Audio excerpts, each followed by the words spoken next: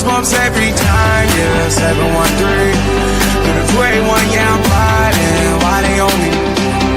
Why they on me? I'm flying, sipping low key.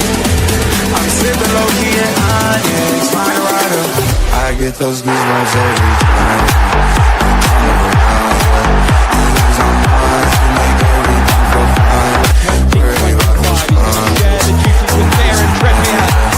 Newcastle United. I get those goosebumps every time. I need the hype, throw that to the side. I get those goosebumps every time, yeah. When you're not around, when you throw that to the side. I get those goosebumps every time.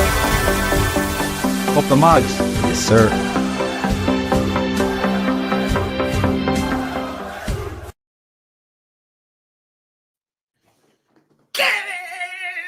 Get in there.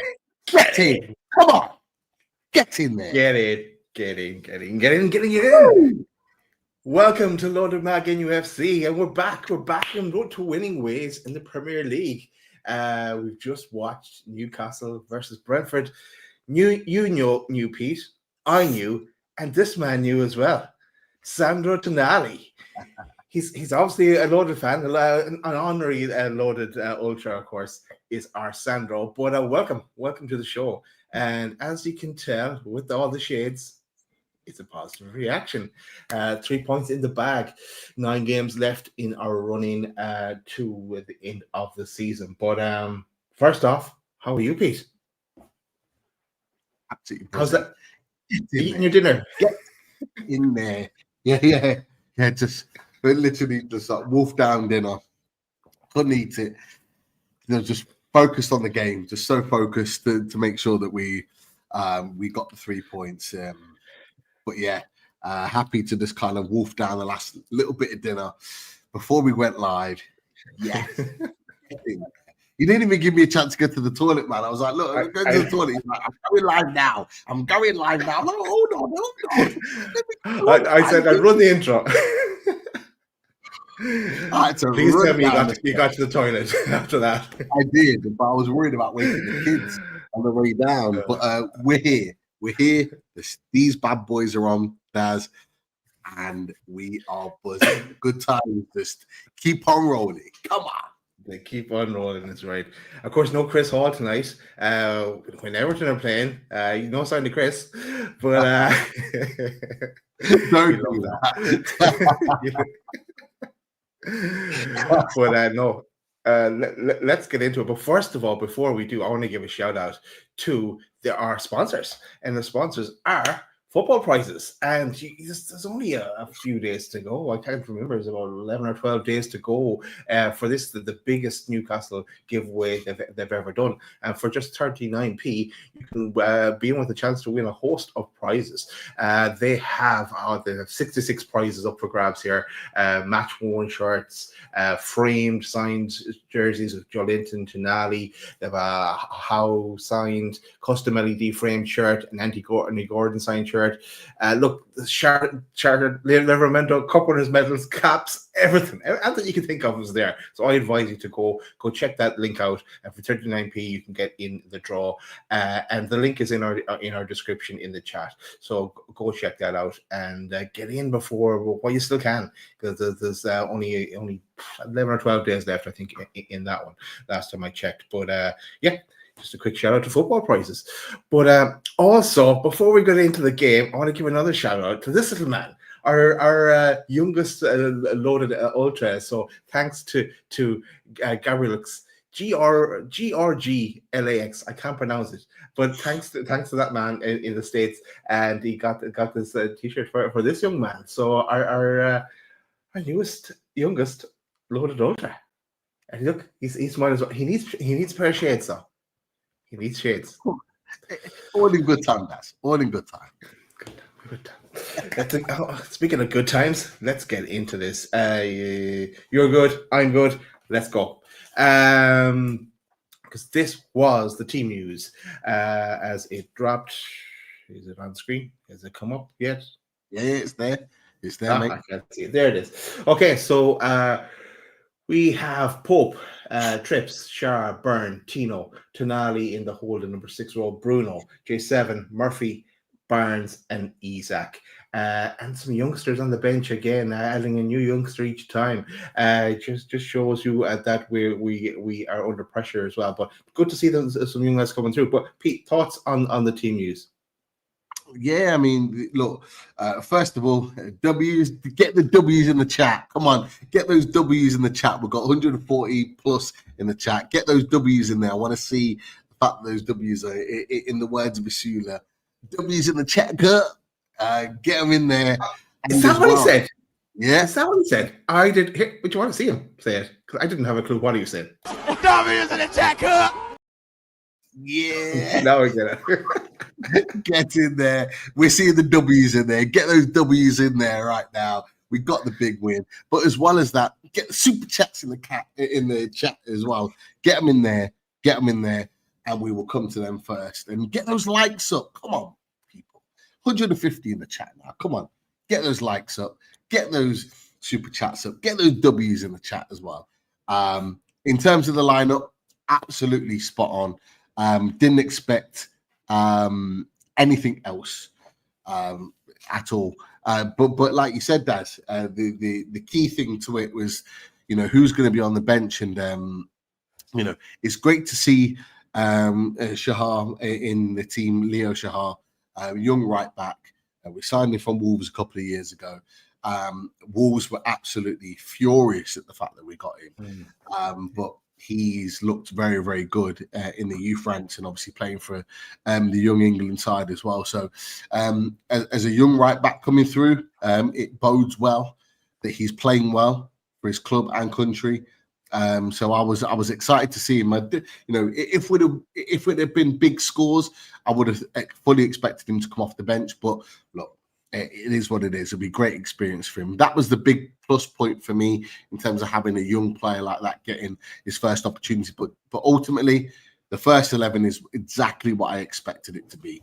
Daz, did you expect it to be the same or anything different, mate?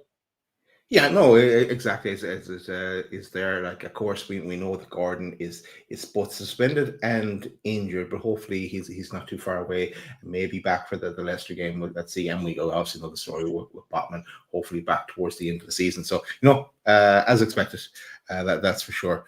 This was the Brentford lineup then as well that took to the pitch, but let's get into the game. Because there's a lot of action to get through. Because after 10 minutes, J7 had a shot across the goal from a tight angle. It went wide, and 14 minutes, Trips cut out a good Brentford chance by heading over the bar for a corner. On 21 minutes, Murphy robs the ball, plays it in Isak. Collins pushes him wide, and his shot goes wide. Collins actually he has come on as a player. He's a decent option as a centre back. One we may possibly look at or talk about in upcoming fully loaded transfer shows. 31 minutes, Barnes had a shot after a great Newcastle move. The trademark Barnes shot, it just went wide of the post. I thought that when Barnes getting in that position, you're expecting him to find the net, because he's so accurate when he gets in there. 42 minutes, Char had a shot from distance. It takes a deflection off Isak this time and went wide. After 45 minutes, ball in the net. And Isak twist and turn and run. He does eventually pass it to Barnes, who applies the finish, but he should have passed it way earlier when Barnes was through on goal. And you are thinking at this stage, is this going to come back to bite us? So I'm just going to stop on that one, Pete. Thoughts on that move? We'll get to something better than that in a second, but on just that particular piece of action. Not gonna lie, I'm just seeing all the W's in the chat. So the bit that you talked about, I completely missed it. Green W's. Looking at all the comments in the chat, there's so many W's in there. I'm Pete. I'm wasting my time here. I could be catching Z's. You're watching W's. I could be catching Z's at the stage. I'm staying up early in the morning. So listen up, buddy. Why would you want to be catching Z's when we've just hit 3 points on the ball? Come on. It could be worse. I could be watching Liverpool Everton. Hi, Chris. All right. Yeah, no, I'll take it back. So 45 minutes. Ball is in the net, and Isak twist and turn and run.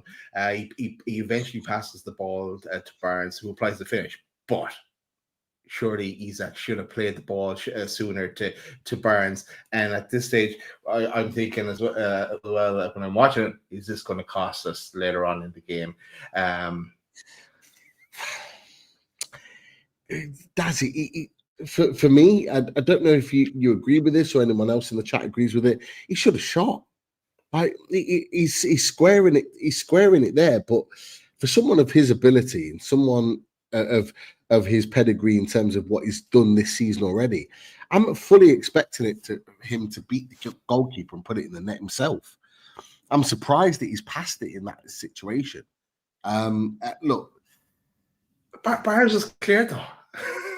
Yeah, but he's offside. He's offside. No, but before if he had played it sooner, he wouldn't have been offside.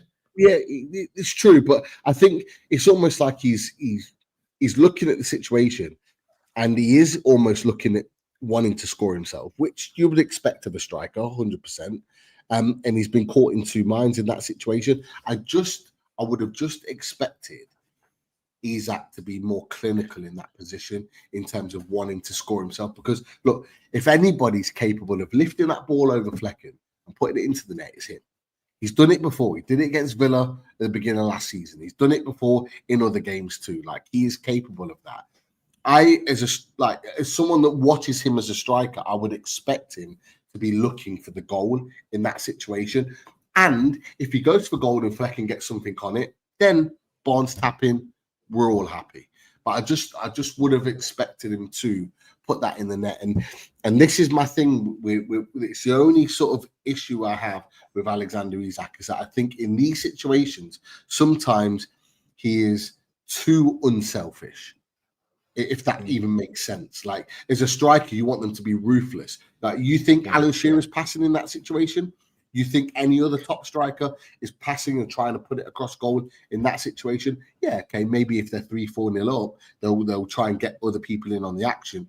But ultimately, at that point when you're trying to get your team in the lead, you're putting that over the goalkeeper, or you're putting it on goal to try and score. And that was the only thing that I felt in that situation. But I could be wrong. Like, I think you might have a different opinion on that, Daz. I do. I have only seen it like replayed back once, so because with streams it's hard to see it again. But I thought at the time he should have passed it sooner, and because Barnes, when the Barnes seemed to be in acres of space in a way, and was making a bust and run.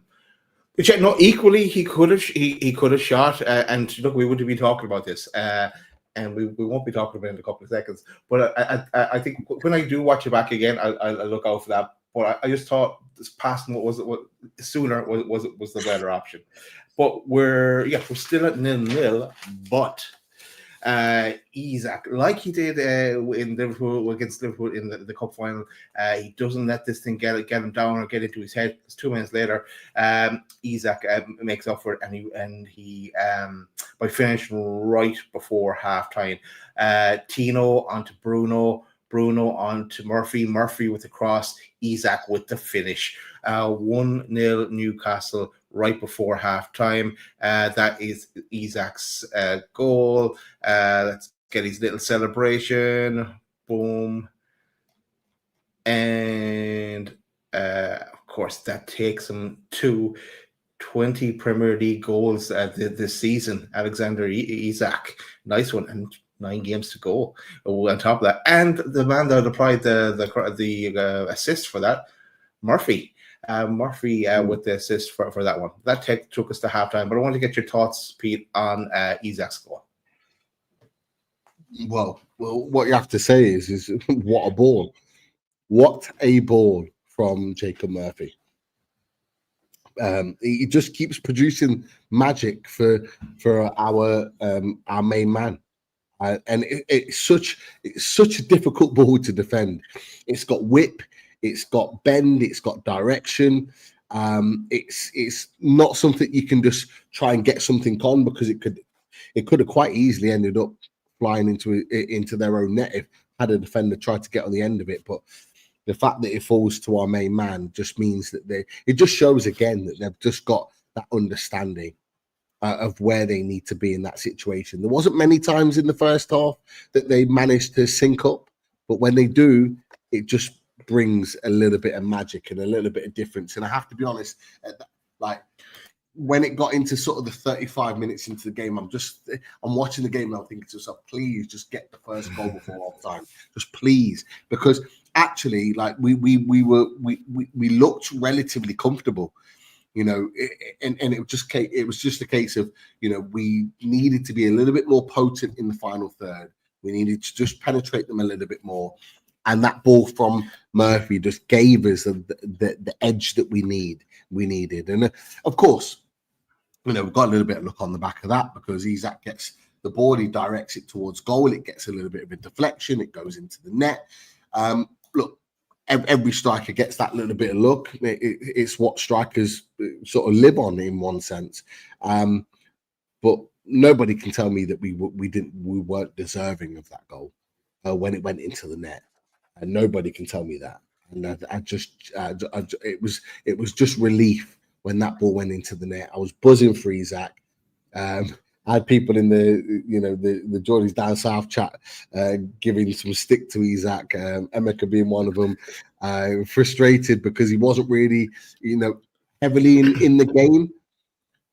But there's a reason for that.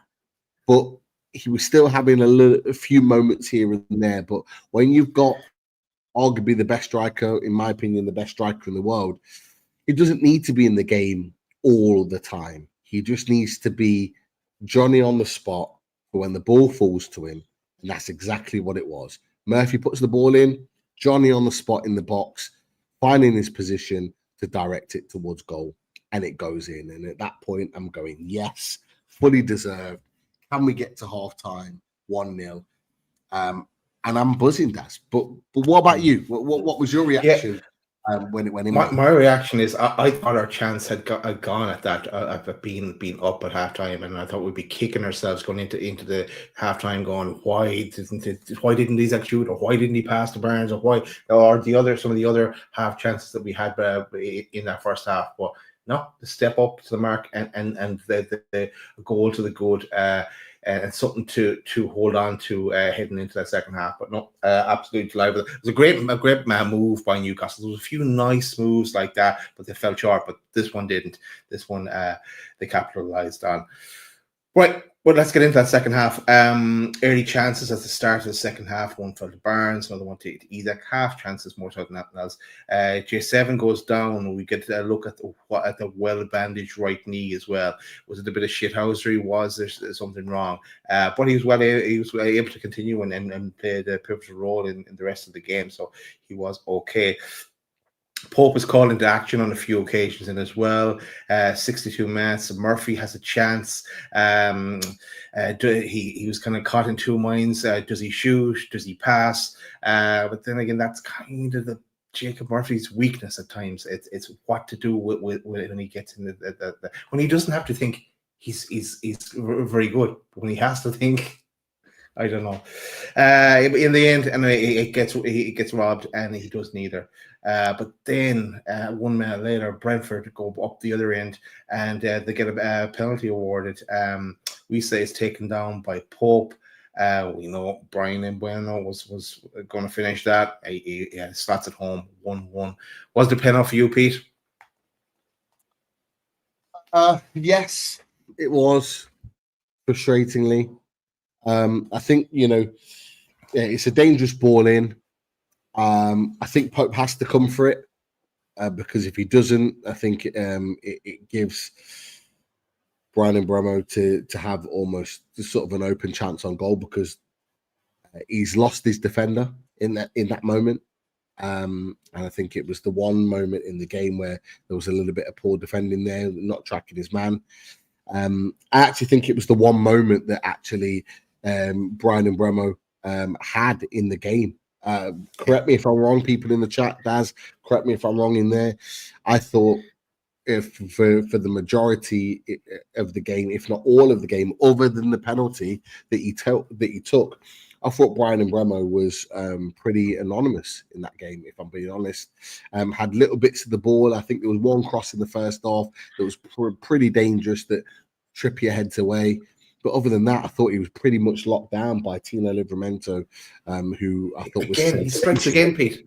Yeah, That's Salah, Bowen, and Mbeumo. He's kept quiet while operating at left back. So fair play to him. Three of the probably the best right wingers in the league, all in 3 games in a row, and he's locked them down. And I thought it was absolutely brilliant. But it's the one time that when Mbeumo got a little bit of space, and look, Pope has to come for it, and he nearly gets there.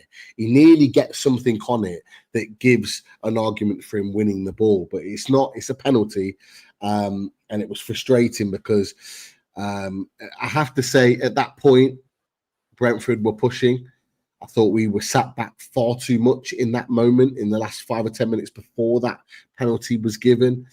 And yeah, it was really frustrating to see. But look, it was a lovely penalty. I don't think he's missed one this season, if I'm right. I think so. He's had a fair few, and equally, it was our first penalty that we gave away this season. It was our first penalty that we gave away this season, which is disappointing in that moment. It was unlucky. Great penalty. Nothing Pope could do about it. Pope's a really good penalty taker, but Bryan Mbeumo just gives him the eyes, just waits until the last moment, slots it in the far corner. And I have to say, at that point, I'm really despondent at that point because I'm worried, because I'm thinking back to Fulham at St. James's Park. I'm thinking back to Brighton FA Cup, and I'm thinking we're winning, we're in the lead, we're in a good position. And then we can see the goal when really we shouldn't have. And I'm going, please don't do this again. Don't do this again, Newcastle United. Please don't. Fortunately, we may well be talking about some more positive stuff in just a second. We sure will. And talk to us about your thoughts on that. I don't know. On the penalty, it was a penalty. Popey did take him down, and I just knew he was going to score. I did look at the graphic where it said it shows where he placed the ball. And I think he seems to go on the same side the whole time, but he finished it anyway. So look, it is what it is. There wasn't about 200 people in the chat a second ago. Smash that like button as well. We want to get to 350 likes. I haven't set a target for a while, but 350 likes. So one from this one. Let us continue. Then, interestingly enough, and I know it's probably a question we're going to get to, because on 65 minutes, Isak comes off then, and Wilson comes on. It's big question marks on that one.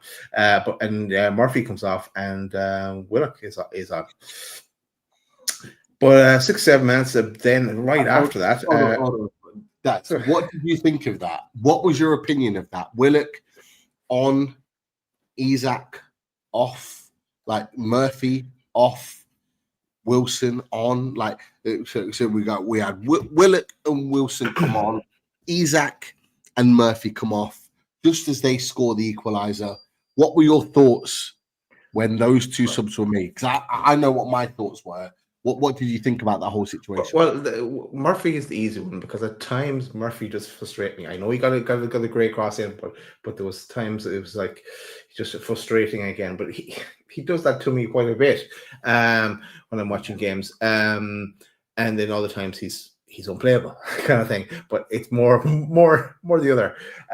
But the Isak one is a bit of a shock first, and then I'm thinking, what's Wilson going to do here? But apart from kind of bully and trying to hold up the ball, maybe. But then I'm thinking, what's wrong with Isak? And then I'm thinking, okay, we've been here before. In Eddie, we trust. Eddie knows what he's doing here. Maybe I don't know what he's doing, but Eddie knows what he's doing. It is strange. Okay, he has to manage Isak. Maybe he wasn't. Maybe he was feeling something again, and he had to just rest, take him off at that particular point. But it's strange. We desperately need to go on at this stage. So, what was your thoughts, Pete, then at that moment? my head's on Mars, mate. My head is on Mars at that point.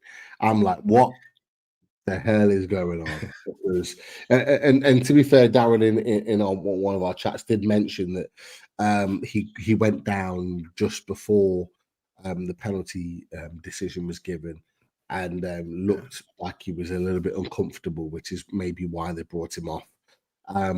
But obviously he's our main man. He scored a goal already, and you're looking at that and you're thinking we need him on the pitch to potentially score another. And when he comes off, you're thinking, what is going on? Like right now, like Wilson isn't at the races anymore. You know, like, and this is it, Daz, is that he's not at the same level as Isak. So when he comes on, it does feel like that. You know, when we had Isak before, and then like he would come off when Wilson was in, and Wood would come on. It was kind of how we felt there. It's like there's a drop in terms of level, and we're kind of feeling that now. We never felt like that before, but because of the time he's had out and the injuries and all the rest of it, we kind of get that feeling, and it's horrible to feel that way because Wilson has been a superb servant and scored a lot of goals for Newcastle United in that time, but it doesn't quite feel the same when he comes on now. And I was worried because we needed, and obviously clearly we needed another goal to get back in front. And I was a little bit miffed about that all. However, what's been said in the press conference is that Alexander Isak was feeling his groin a little bit. Nothing serious, apparently. Nothing serious. But he wasn't feeling 100% with his groin. So it's clearly, again, something that's still an issue, even with the rest. Yeah, I say with the rest, he's been on international duty and played 2 games, which is annoying because I would have much rather him have a 2-week rest after the cup final. But it's clearly something he's still having to manage. And so the club are having to manage it as well. So a little bit of an issue with the groin, nothing serious, which is why they brought him off. So we're anticipating that it's not going to affect him for Monday at Leicester. It gives him an extra few days rest, maybe a day's training or 2. Let's wait and see. But yeah, my head was on Mars, mate. I'm not going to lie. I'm so glad that the Leicester game is on Sky and not have to try and find it by other means. That wrecks my head big time. Legal means, of course. Legal means we'll pay for everything you can pay for, and still can't watch it sometimes. So it's just pissing off. But I know I'm not the only one in that position. But anyway, let us move on. Because Brentford on 67 minutes, they hit the post right after scoring and us making those subs as the momentum kind of looks to kind of switch towards them at that stage. Then at 71 minutes, Byrne gets his foot in on to cut out a Brentford ball across the box. Here we go. The bit we've all been waiting for. Sandro Tonali scores the goal of the season. Sandro shoots from close to the corner flag, and we're going to play it in a second with swerve, and it's fucking magnificent. Take about some. Absolutely sublime. Genius. Warrior. Perfection. Bellissimo. Pete, I'm going to play the goal, and then I'm going to get you, and I'm going to remove this first so we can see it in all its glory. And then I'm going to get you to talk us through the goal. Here we go. Sandro.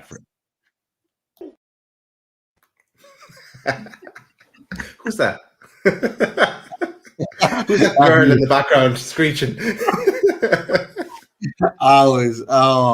Mate, honestly, when that went in, I was buzzing, absolutely buzzing at that. If you hear some patters in the background to that one, that's the dog, because I'm just going absolutely mad, and the dog's getting so excited, and he's just pattering around because he's like, "What's going on? What's going on?" And he's like, "Hold on. It's late at night. Why are you getting so excited for?" Like, no, it's like chill time. The dog's just normally like just chilling on the sofa with us. But it was oh mate, what a goal. What a goal. A goal purely good enough to win any football match.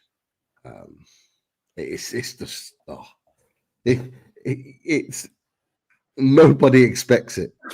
You look at the players, like I've watched it back again, and you look at the players, the Brentford players in particular. They're like literally looking behind them, like defensively from the 18-yard box in, because they're looking at who they're needing to mark. And the one player I looked at in particular was Bryan Mbeumo, because he's on the 18-yard box, obviously on the right wing, ready for a counter attack. And he's kind of like just jogging back into position, and then it gets hit. And as soon as he sees it hits the net, he just looks Sandro Tonali's way, and he's just like, "Oh my god!" Like, hands on head, he can't believe it. He can't believe it's hit the net. And hopefully, that type of goal has made him think, "Yeah, I want to be part of this. I want to be part of this party next season." But it's a special. Yeah, why not? Absolutely. I don't know if you noticed in the first half there was a coming together between Joe Linton and Mbeumo, and Mbeumo was on the floor past the touchline, and I thought it was really, really funny because normally Joe Linton's really ruthless. He like bodies a player and just kind of leaves them there and just like, I forget that, and goes on. But he makes a point of going over to him. He's like, "Are you okay?" Hand down, picks him up on the side and walks off, and I'm like, "Oh no, you fancy a bus parade? Come with me." I go, what are you up to here, Joelinton? What are you up to here? But no, it was funny. But it's a special goal, mate. It's a special goal. There's lots of speculation. Apparently, Mark Douglas has tweeted out saying that Tonali said it was 70% across. No, Sandro, own it, Sandro. He needs to own it. But like, you look at that situation, and you look at the players that are in the box, and you're thinking the way he strikes the ball, like, he's not striking that to cross the ball into the box. There's no whip, there's no curl on it, there's no intention of taking it the other way. The only thing he looks like he's doing is shooting. So like, I'm shocked that it could be anything other than a shot at goal. And regardless of that, it's worthy of a win because it's a brilliant goal, mate. But Daz, I heard your reaction in the chat, but what was your reaction initially before your reaction in the chat, mate? My reaction in the chat was my actual reaction because I couldn't shout because everyone is in bed or heading to bed, and I just instantly, that was goal of the season. Like, it's just sublime. I need to watch it again. Sorry, Pete. I need to watch this again. Tommy is an attacker.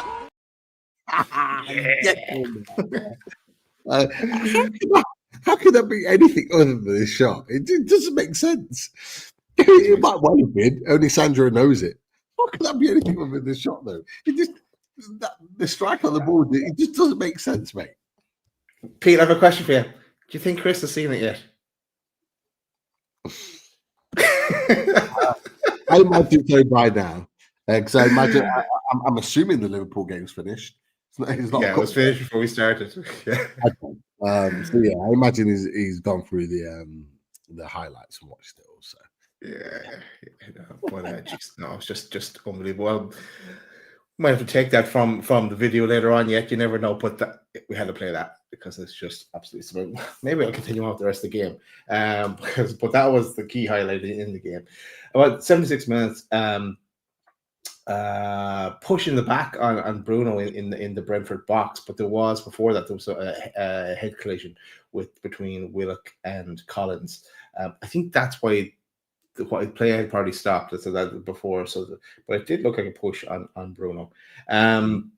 85 minutes. Wilson had a chance, and shot goes. No, his shot was deflected, blocked, and went for a corner, but it was set up by J7, and that run he went on, so his knee wasn't too bad after all. 88 minutes. Trips comes off. Kraftku comes on 91 minutes. Barnes is unlucky as a deflected shot kind of balloons over the bar for a corner. Nick Pope was called into action as well. A few saves in injury time. The keeper for Brentford then flicking goes up for the corner. Nothing comes of that, and Barnes comes off. Miley comes on the last minute or so, but that brought us to conclusion. We get those points full time 2-1 Newcastle. I think that did you predict 2-1, Pete? I think you did. No, I think. Or did I? I wasn't sure if I did two. Did I do 1-0? 1-0. One. Could be 1-0. Yeah, you said it was going to be close. I think I said 2-0. You can't get them all right though. I got the cup final right though. But yeah, no, I didn't get this one right. But yeah, look, it was just the big massive talking point is Tonali's goal. Yeah, why not? Just absolutely class. But that was the game as a whole. That means that we move up the table as well. Peter, I might get you to bring up the table in this few seconds because I'll probably break the internet if I do. Thoughts, Peter, and reflections on the game? Definitely. Just before that, he's not seen the goals yet. He's not seen the goals yet. But yeah, he's going to watch the goals back. Of course he is. Prioritizing the Merseyside derby. I can't believe it, man. I cannot believe it. You know what, Pete? You know there's pictures behind us. You know, Chris has also asked me to change the picture because he doesn't like his picture. He said little emoji icon. If I do change Chris's, I'm going to put a half and half jersey on Chris. Half blue, half black and white. What do you think? I wonder if he was wearing blue tonight whilst he was out. I wonder. But look, mate, it was an absolutely massive, massive win tonight. Massive win. We needed it. We were desperate for it. We needed to make sure that we started well in this run of games to make sure that we were in the mix. And we did exactly that, mate. And, I have to say, it was never going to be easy against Brentford. No. Brentford were actually on a run. I think, if I'm right in thinking, they were on a run of 7 games in the league away from home that they'd won. They were on a fantastic run. The last game away from home that they won was Bournemouth away, and Bournemouth have been in fantastic form recently. And they beat them 2-1 in the last away game. So they've come on the back of brilliant form, and we've managed to put them aside and beat them 2-1. So when you think about that, like, it is a huge, huge win, regardless of how we got it. The fact that we won against that team is brilliant. And so it was much needed. It was crucial that we got that win. Brilliant stuff. But yeah, it's exactly what we wanted, exactly what we needed. And as you asked for, Daz, here is the league. Let me fix that. Boom. Oh. Go again. Oh, sorry, mate. 1 second. Let me bring it back up. We have. Can you see it now? Because I can't see the screen. Oh yeah. No, we can see it. Okay, so that is now the league table. So we are in fifth. Same games as Chelsea, but a point ahead, a point behind Man City with a game in hand. 7 points behind Forest, but a game in hand also on them. Things look more positive with, Leicester City up next on Monday evening. So look, we're in a great position. We needed this win today against Brentford to really kick us off in what for me is a crucial 6-game period. We've won one of them, mate. So we've got 5 more games in this 6-game period that are absolutely crucial in where we're going to finish this season. Absolutely. So yeah, I'm absolutely buzzing, mate. We're in a great position, flying high in the league, and the games in hand puts us in the driving seat. But what do you make of the league? How do you see it now? Now it's kind of now we've got that first one over the line. Yeah, no, you're right, Pete. It's the one of six, the 6 games in April. So I saw that graphic today, and 6 key games that will determine our fate, basically. Um, and we go to Leicester then next on Monday. But look at that game in hand. It's like we've got City who have played a game more. There's Chelsea play tomorrow. Villa who overtook Brighton with their win and tonight as well. So I was either hoping for a draw or yeah, just a Villa win isn't at all too bad either, because it just kind of bunches it again. But we with our game in hand. If we were to win that game in hand, which is against Crystal Palace, but we would stretch. It would create a small little gap, and that's what we could do with a bit of breathing space. But we'll take it game by game and see can we get there. Also, Bournemouth as well. You highlighted to me. Yeah, they lost tonight. They're starting now. It could change again, but they're starting to fade away.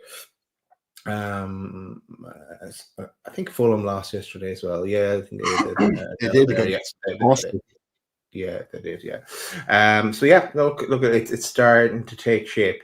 So yeah, just need to keep the momentum going now. That was the kind of question I had actually at the start. Going into this game, was the big question was, can Newcastle use the momentum and positively drive on with the winning mindset? And they could. They put up a good showing today. They apart from that penalty that drew us level, that they did show good signs today in front of a home crowd to try and to kick us on. So you go to Leicester.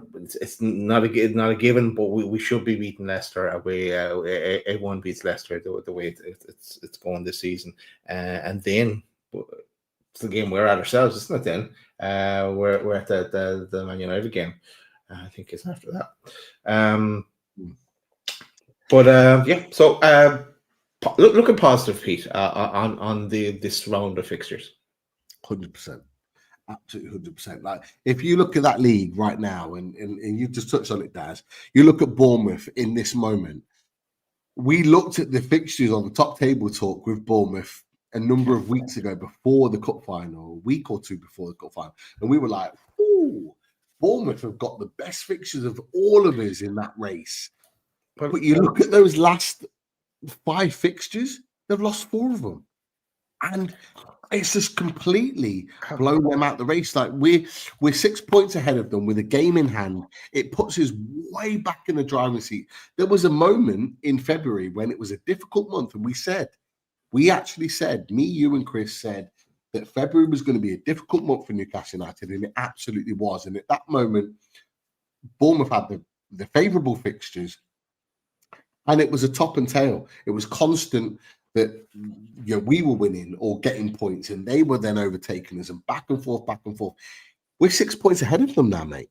And we've got a game in hand on top of them. And, if we keep winning, we're effectively putting them out the race. And, Fulham have got Liverpool next, as you can see on there.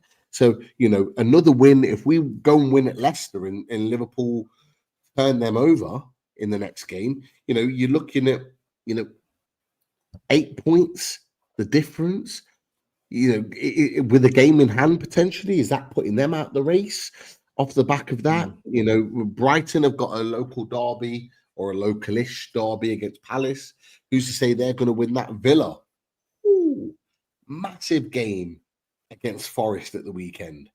No guarantees they're going to win that. They've got a great win tonight against Brighton, but no guarantees they're going to win that against Forest. Forest are looking to finalize their Champions League, and then Chelsea tomorrow. All eyes on Chelsea tomorrow, mate, because they've got Tottenham, and you never know what Tottenham are going to pull up. So you're looking at that situation, you're thinking, it's Newcastle looking a good spot right now with teams playing each other and likely to potentially drop points against each other.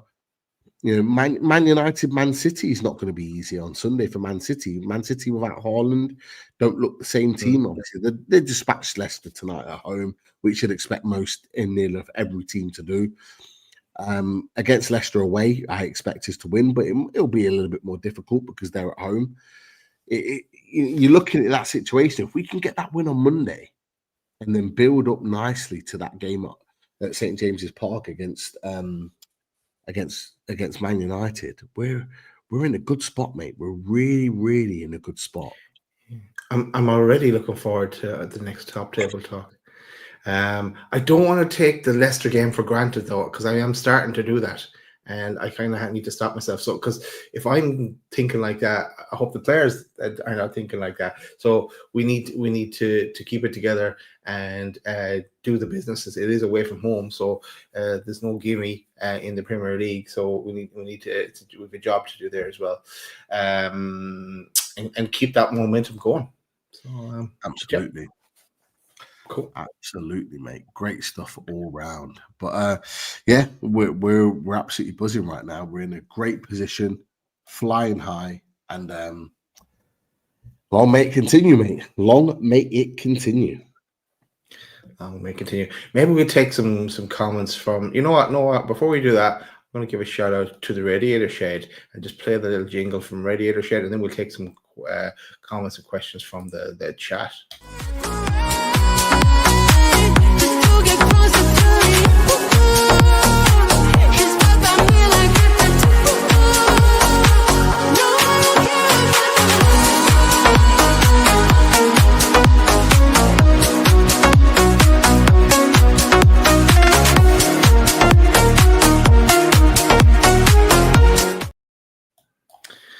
You can, if you want radiators, you can contact Russ at theradiatorshed.com and mention Loaded for 20% off. Our contact on the phone on 077 666 04112.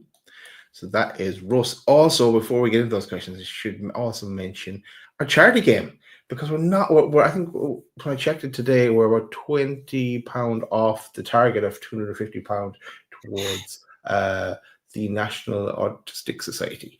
So when that charity game is coming up on the 12th of April at 4 p.m. when we are over in Newcastle. So yeah, check that out. Again, the link is in the description for a great cause, and it's Newcastle. It's Loaded Mag NUFC versus Newcastle fans TV in that one. So also good fun, and the après match is also very good. Come along as well if you're about, and come say hello. You might meet Sky Sports Pete if you're lucky. Not a chance. Loaded Mag NUFC team. Loaded Mag NUFC will be out in force. That's for sure. And I'll just click this up on the screen, Daz, just so you can see it. And in fact, I'll update it. It was £100, but is now £240. So we are 96% there. We are £10 away from our £250 target, which is absolutely amazing. All for a fantastic cause. Let's try and smash that target and go beyond it before the big game on the 12th of April. Thank you to everybody that's put their donations in, and let's keep pushing. So just wanted to show that so people can see it live. We're at 240, 96% there. As you mentioned, Daz, we're very close. It's all for a superb cause. That is for sure. Eva mentioned, is Isak injured? There has been a little bit of an update on that. Let me try and grab it. So the update is, and it's from our friend of the channel, Jordan Cronin. Eddie Howe said this. Isak just wasn't feeling 100% in his groin, I don't think, and was just a little bit unsure in his movement, so that's why we withdrew him. So, not saying that he's injured, but seems like more of a precaution than anything else.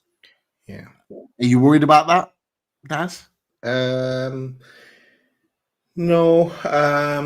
I think he did the same. Like, it was at the West Ham game, or I can't remember what game. He did the same, taking them off. So no, we've 9 games left. Hopefully he can get through that. Our backup option is Wilson, and it's not on the same level, anywhere near it. So that and then we're looking at Asula, who looks better on the right to me than up top. So yeah, just look. Let's see. We still need him for Leicester though. I wouldn't trust us going into that game with starting Wilson up top. We need Isak, even if he has to manage him through the game. If you can get 45 minutes out of him and maybe a goal, that might be enough. Then for the rest of them to see us over the line. So not overly worried. James Bunce is on the case. Of course. I'm not worried. I fully expect him to start against Leicester. Most definitely precautionary. He's played 2 games in the last 2 weeks for Sweden, which he'll want to do because he'll want to represent this national team. But I think it was a case of just managing minutes and just going, you know what, we don't want to risk him, so let's take him off and rest him. And it maybe is putting a little bit of trust in Wilson. Okay, go and win us the game.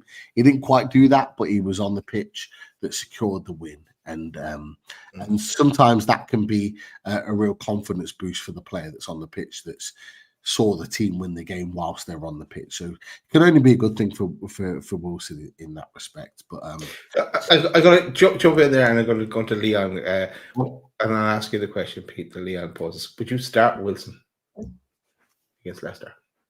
No, if Isak's fit, I start Isak, because Isak, I think, is the one that can cause the most damage. And look, for me, I want that game done and over with as soon as possible. It's as simple as that. You know, if we can go 3-4 nil up, feel the same. Yeah, I hope so. In terms of Newcastle coming to town and putting them to the sword, I want us to be 2-3-4 nil up, ideally, before half time. That's what I want. And Isak on the pitch is going to allow us to be in that position. It might not happen. It might be more of a difficult game. They might sit back and soak up the pressure, but they concede a lot of chances and they're not great defensively. And for me, I think Isak gets more chances than he certainly did tonight. And I think we will cause them problems. And so I would want Isak to play. Yeah, so we both want Isak to play. I think everyone in the chat wants Isak to play, but you can also see the logic if Eddie was to start with Wilson, because that means that he needs to give him that bit of time. But let's hope it doesn't come to that. Let's hope we have him. We're fit and ready to go. Absolutely. Our resident spanner, top spanner, Tom Dixon says, if you haven't already, please hit the like button and subscribe to the channel if you haven't already. Please make sure you do that. It means the world to us if you can. On top of that, some positive news to think about.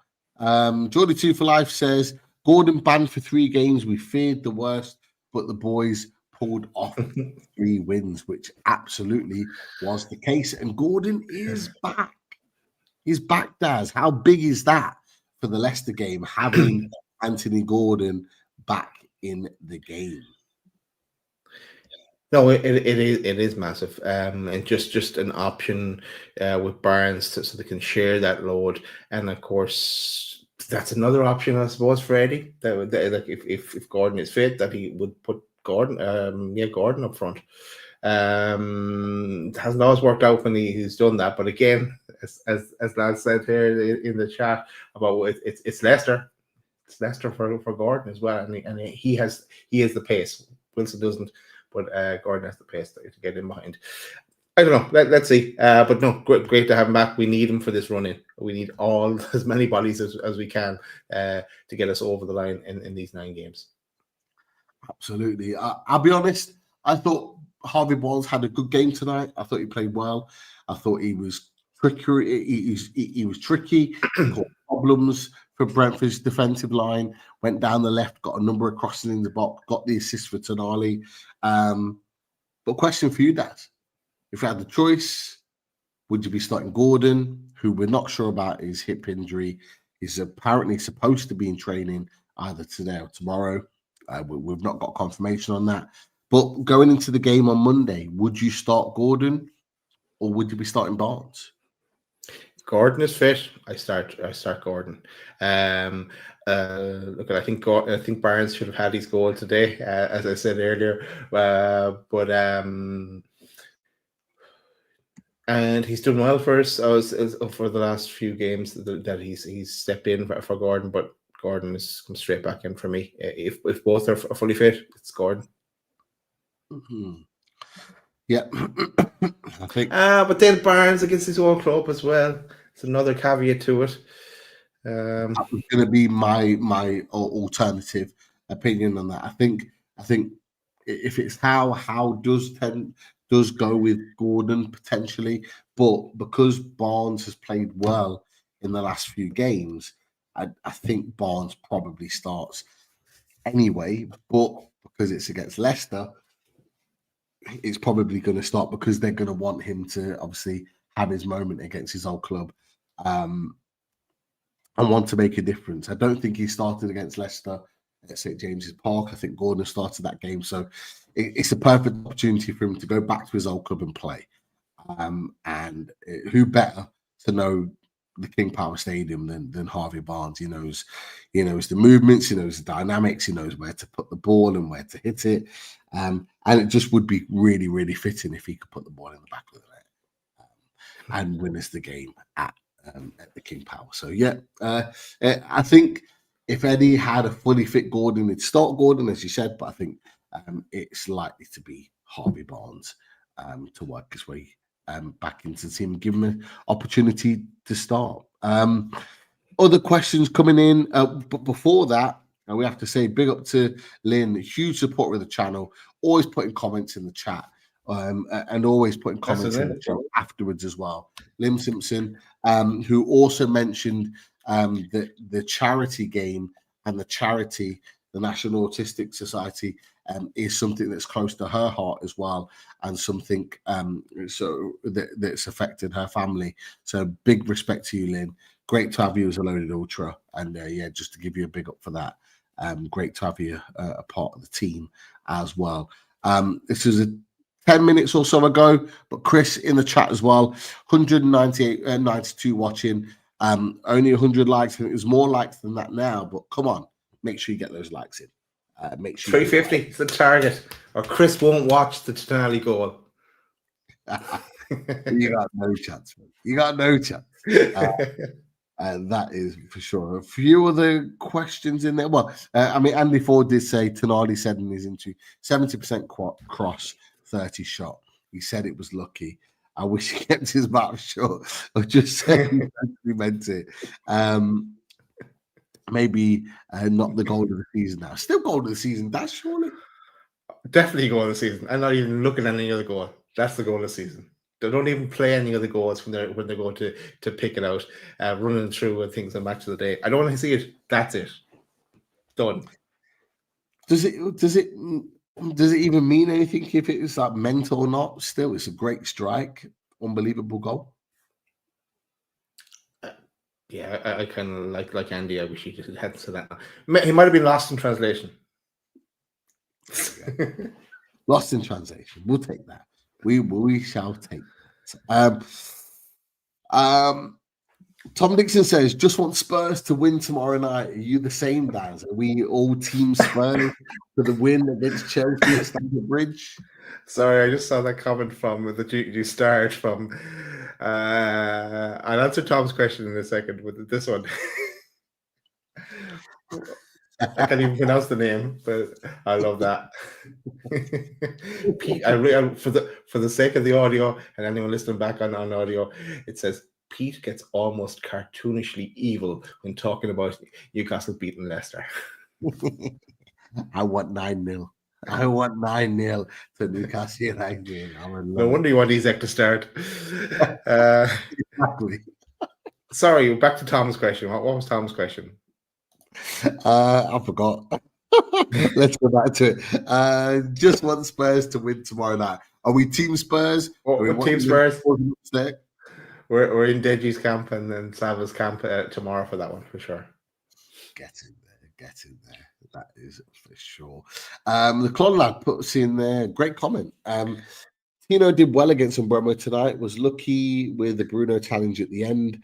Thought it was another pen. So kind of two parts in that. What do you make of Tino Livramento, Daz, in his performance against Mbeumo? And secondly, did you think it was a pen late on in the game. I think it was like literally touching the 98th minute when that incident happened. Did you think that was a penalty? Two parts there. What are your thoughts, mate? Yeah, and we covered both of these in the look back. But I thought Tino did excellent again, and as we said, he's doing a job in Salah, Bowen, and now Mbeumo as well. Playing he's not his favorite position, but he's doing really well in that left back slot. And great to see Hall in the stand as well, looking on and proceedings and shouting on the lads.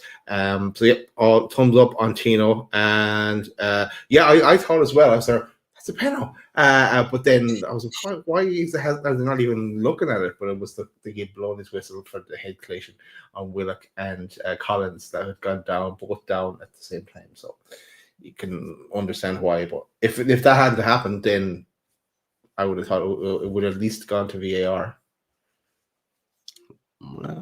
Well, I was listening to it on Sky Sports News when they were doing their kind of reaction to it. I think it was Jay Bothroyd who was commenting on the game. He fully expected, wanted, desperate for it. One of those feelings.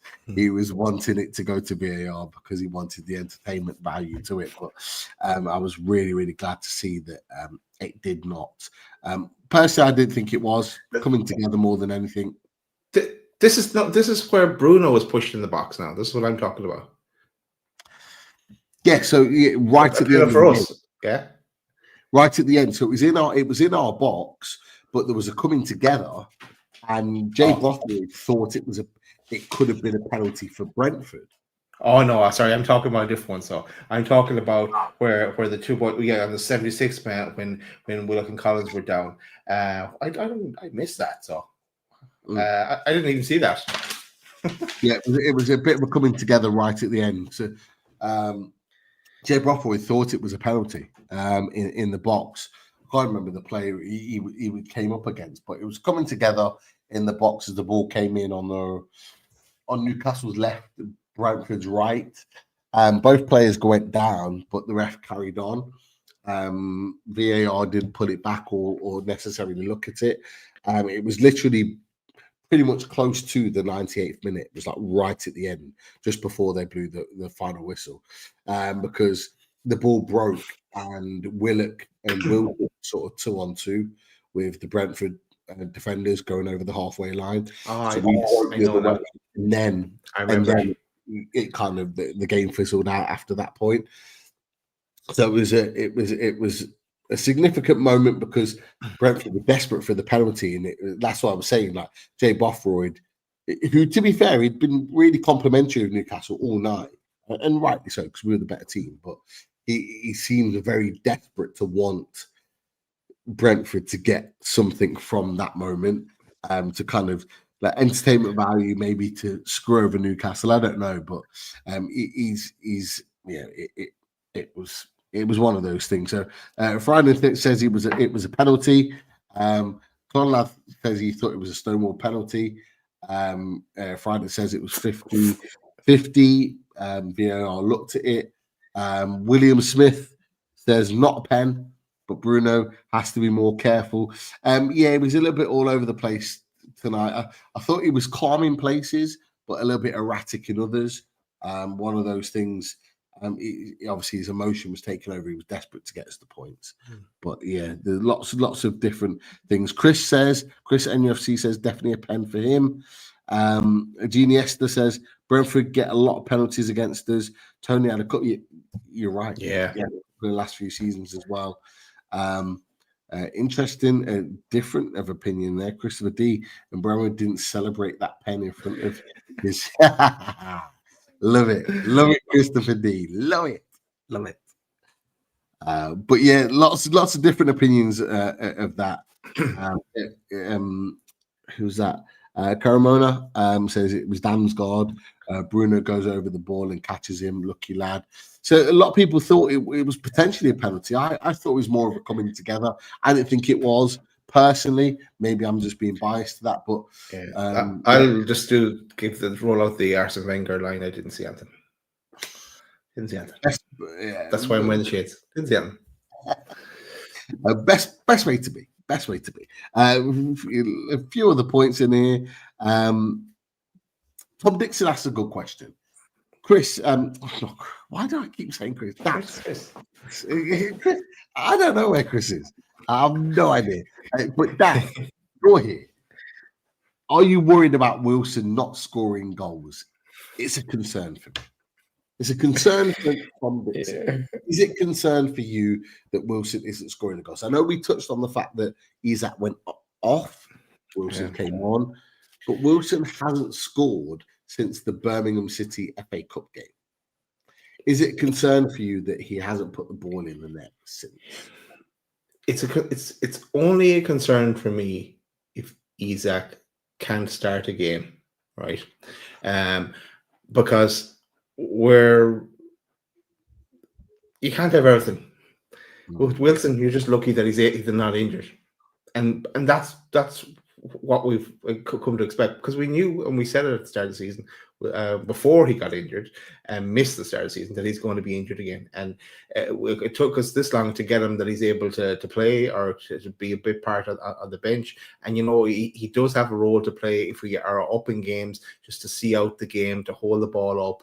And I don't think he's going to score either. I was surprised he scored in the game he did score in. I didn't think we'd ever see another Wilson goal. And I know I'm totally writing him off, but that's the way I felt at the start of the season. And it just drives me mad when I even hear talk of potentially keeping him for another season, because that boat has well and truly sailed.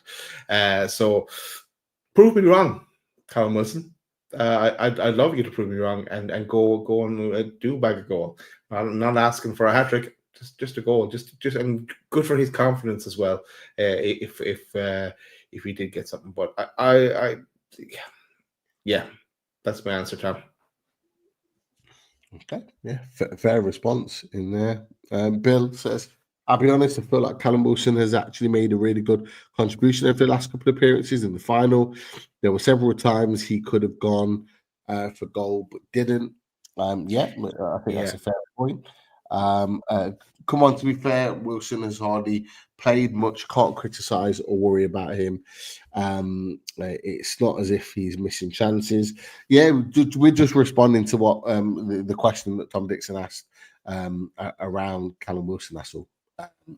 Yeah, we're not coming for Callum Wilson, because we know what to expect now. We know he's not the same player he was even last season, but especially when he was fighting it out for the number 9 position with Isak, and but hopefully he can do something between now and the end of the season. Yeah, absolutely. Other opinions in it. There's Tanya Vivid said, is it concern that Wilson gets an odd head of Asula, who needs to get his career going? Opinions on that. And it was a good thing that it's a corner holding up occupying defenders. That was in the final, absolutely. We're putting Wilson in a difficult position, Bobby says, but coming on when we're only trying to counter. Yeah, I think that's a fair point as well. We're not going to win the game. We're almost trying to shut up shop, although today was slightly different. The last few games, I was just thinking about it towards the end of today's game. The last few games, like, it seems like we're there's not much times we can relax while watching the game. We're always just ahead by one goal or clinging on in some way. Maybe in more so in some games more than others, but we don't have that kind of headroom to go, right, let's throw on Asula here now and just give him a run out. Eddie could do it, but he's only going to, when there's only a goal in a game, he's only going to play the players he really, really trusts and who he thinks have the mental capacity to handle it as well.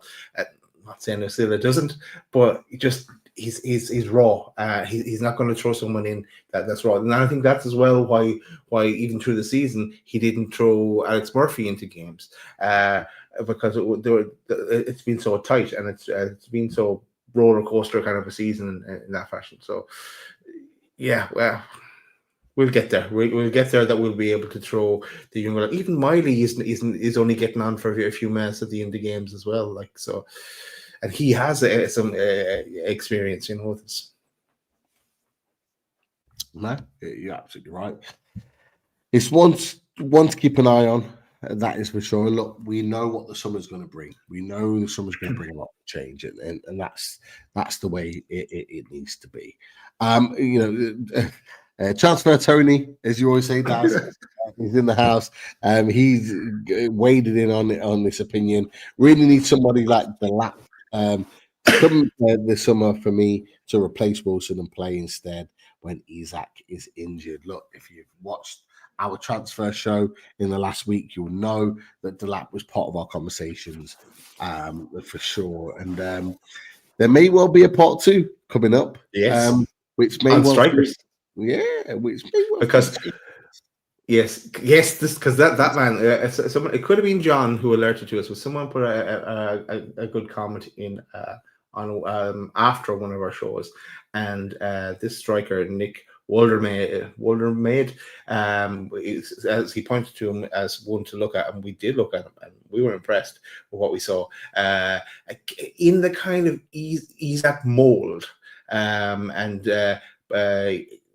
someone to keep an eye on in the future. I remember the name, I think, and maybe someone we're going to talk about him in that upcoming fully loaded transfer show, Strikers Part 2, because there's a few more strikers we want to touch on. We didn't get to cover them all.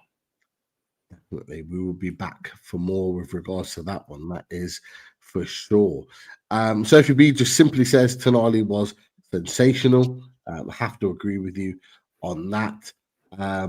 Leighton says it was clear tonight, NUFC rightly so, we're the final games on international duty, and even the parade, the sharpness was lacking in Isak and Bruno badly, both heavily or heavy footed. Would you agree with that? Would you say it was, all the excitement and everything over the last couple of weeks taken out of the players? They're running a little bit fatigued there. I don't know, Leighton. Look, the way I see it now is I don't care. It's over. It's done. We got the 3 points, and we have a few days again. What was it? Wednesday now. So Thursday, Friday, Saturday, Sunday, 4 days to get ready for the Leicester game, and then we have about 6 days to go then to that Man United game on the Sunday that we're at. But yeah, you could be right, and I'm sure it has taken a bit out of them, especially those that went on international duty and the lads that went away to Dubai as well. This is the kind of test. Could they bounce back? Could they just put that to one side now and go again and focus for? It was 10 games, now 9 games to go, and they're proven tonight that they can. So let's kick on. Absolutely. Last few points. Yes, it is the big derby on Monday. I hope it's an easy 3 points. I hope it is. Come on, boys, let's keep the good times rolling. That is for sure. Chris's friends are asking why we got the shades out, but the shades are out because we got 3 points on the board. This is why we do what we do. Yes, Chris Hall, Newcastle were playing tonight. I'll leave it there, Chris. I'll say no more. I'll leave it there. We'll move swiftly on to Alan. It's been a canny night. All the teams from 8th to 12th got beat or drew. The gap is starting to grow. Great point. And we brought up the league earlier on, just to kind of show that actually that the gap is growing there. He said 8th to 12th here. So you're looking at Brighton, Fulham. Brighton lost, Fulham lost, Bournemouth lost, Brentford lost because we beat them tonight, and Palace drew, albeit with a last-minute equaliser against Southampton. So the gap is growing to those teams. We're assuming that potentially the lowest point is 8th for European football. We already have European football in the bank. So, yeah, the gap is growing. So it means less teams to worry about, Daz, in your opinion, off the back of that. I hadn't thought about that from that perspective, Alan, because I'm just thinking we've got European football in the bag anyway. But certainly less teams to think about now. We don't have to look that far down the league, surely. Yes and no. Yes, because it looks that way now. No, because if you remember, all through this season, it's been a roller coaster season. And you win one, you lose one. You lose and you win two, and that's been the case across all those teams bunched together, including ourselves. So it is very, very difficult to predict. While it looks good now, and we hope it looks good after Leicester and the Man United game and so on. Let's see. It could chop and change again, Alan. Yeah, I mean, what Villa were in 9th or 10th place before tonight, and now they're sitting in 7th. A couple of points behind us, albeit with a game in hand. It can all change quite quickly. But look, the one thing that we need to be comfortable with is the fact that European football is guaranteed for us. We know that European football is there regardless, and so that is a huge, huge positive there. But you're right, Alan, those teams below are dropping points. It could be a good thing, less teams to worry about. Let's wait and see. But as Daz just said, it can turn around very, very quickly. Huge thanks to Luke, new member, become a loaded ultra. Big up to yourself, and of course, a new member as well for the last 3 months. He drinks Moretti, he eats spaghetti. Get in there. Get in. We know none of us can pronounce your name, but get in there. I think it's Zenicia. Zenicia Zams. Sounds. Yeah, Zenicia sounds good to me. It sounds good to you and sounds good to me. Let's leave it as that one. Great stuff. And the last 2 points are very, very good ones, and they're pointed your way, Daz. Chris says, "Is this the way to Barcelona?" Bayern Munich, Lazio, Roma, and Sophie B says, "Daz, stuff it. Get the Champions League music on." I'm out of this. If we can blame Sophie if this all goes pear-shaped. I'm just putting the blame you, Sophie. I'm just saying. I'm just putting the comments on. I'm not. That's Sophie's so mad right now. Wow. Sophie, you've drew Daz out tonight. You drew him out. You created him to pull out the Champions League music. Sweet, sweet music. Cut it. We've got a job to do. 9 more games to go. Enough of that. Sophie, you drew him out tonight. Don't know how you did it. You can blame Sophie. That's why. No one can blame me. We blame Sophie. That's fine. Don't know how she's managed to do it, but she drew you out tonight. Are you telling me we're not going to be playing that if we smash Leicester?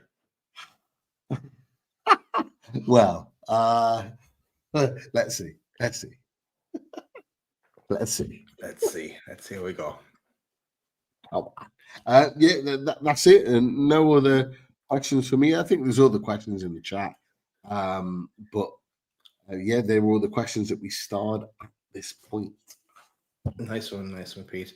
And of course, we got the W, baby. W is an attacker. Well, let's see that. Right, that is it. We will be back. Don't know when, but we will be back pretty soon.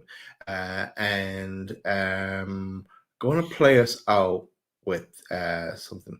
I think it's something else we need to remind people of. We've told people about fully prizes. We've told people about Ready to Share. We've told people about the charity game. We've told people to smash the like button and get us to 350 likes. But we're going to end on this one, baby. We haven't had this one for a while. It'll probably have to delete it later tonight or tomorrow. But I'm going to play it anyway for that goal, for that wonder goal today. We're going to play out with the Super Sandro. Good night, everyone. Thanks.